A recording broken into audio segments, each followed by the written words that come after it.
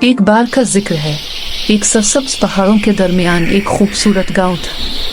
اس گاؤں کے پاس ایک جادوئی جھیل تھی جس کے بارے میں مشہور تھا کہ وہاں ایک سنہری پری رہتی۔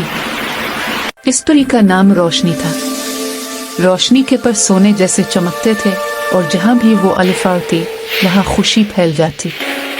وہ بچوں کی مدد کرتی، بیماروں کے لیے شفا لاتی اور غمگین دلوں میں امید جگا دیتی۔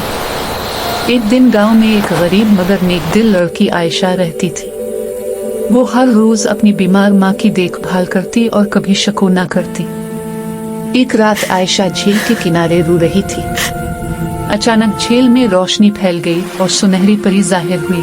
پری نے نرمی سے کہا، عائشہ، تمہارا دل بہت صاف ہے، مانگو، کیا چاہتی ہو؟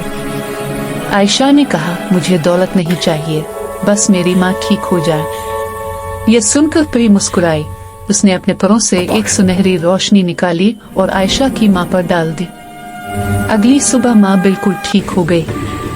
پری نے کہا، یاد رکھو، اصل جادو نیکی اور محبت میں ہوتا ہے۔ یہ کہہ کر پری آسمان میں گم ہو گئی، مگر گاؤں میں خوشی ہمیشہ کے لیے بس گئی۔